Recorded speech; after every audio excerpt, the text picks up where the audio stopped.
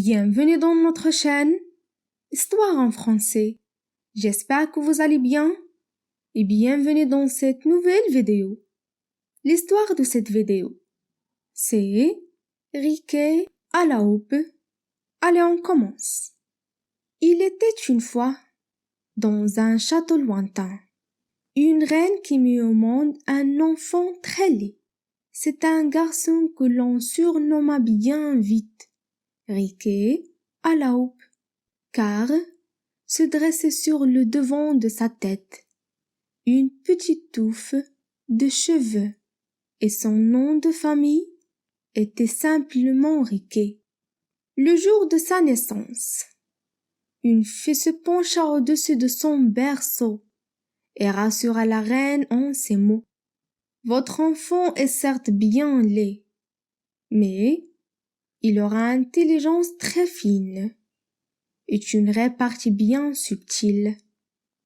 En grandissant, il aura le pouvoir de partager ce don avec la personne qu'il aimerait profondément.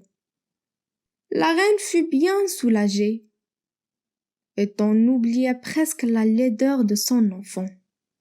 Quelques années plus tard, la souveraine d'un pays voisin donna naissance à 2 filles, l'une d'une rare beauté, l'autre vraiment disgracieuse. La même fée qui assista à la naissance de Riquet à la houppe vint rendre visite aux jumelles et annonça en désignant la jolie petite fille. Elle conservera sa beauté. Cependant, elle sera aussi naïve qu'inintéressante est sa sœur.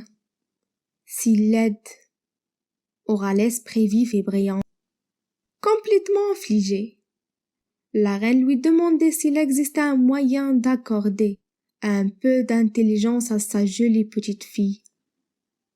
La fée réfléchit un instant et se résigna. Elle aura le don de rendre beau celui qu'elle préférera parmi tous ses prétendants.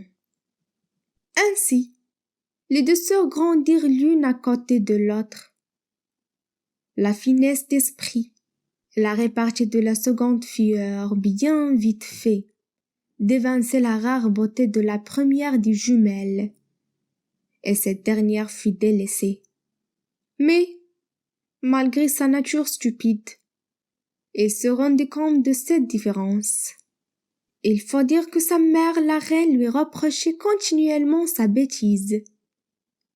Fais un peu attention, cesse d'être maladroite, réfléchis avant de parler.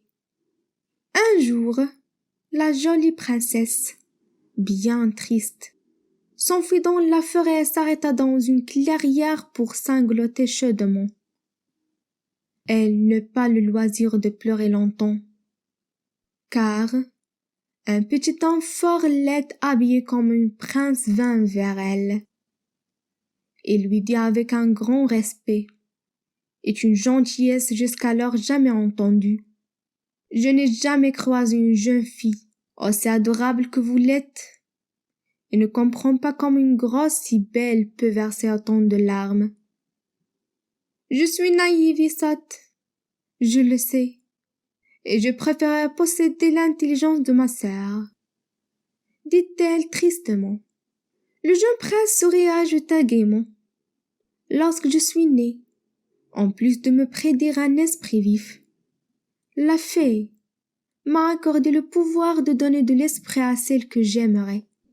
Vous êtes cette personne. Riquet à la houppe lui demanda de l'épouser l'année suivante, jour pour jour. Elle accepta au fur et à mesure qu'elle parlait, ses paroles devenues toujours plus brillantes. De retour au palais, toute la cour fut agréablement surprise du changement de la princesse, sauf sa sœur qui paraissait plus laide encore. Pendant un an, la jeune femme, désormais pertinente dans ses propos grâce au pouvoir transmis par Riquet à la houppe, attira une multitude de princes qui souhaitèrent l'épouser. Elle repoussa l'ouragan sous prétexte de réfléchir quelque temps. Alors, qu'elle retournait dans la clairière. Elle vit le sol se dérober. Devant ses yeux apparut une horde de cuisiniers travaillant ardemment pour la réparation d'un festin. Elle les questionna, intriguée. « Pour qui cuisinez-vous » ?»« Nous préparons les noces du prince Riquet, » répondirent-ils en chœur.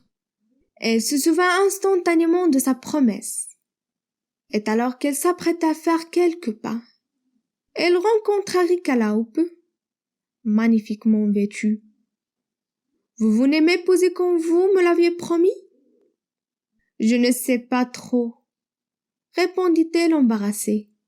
« Mais pourquoi, hormis ma laideur ? Qu'est-ce qui vous déplaît chez moi ?» interrogea-t-il.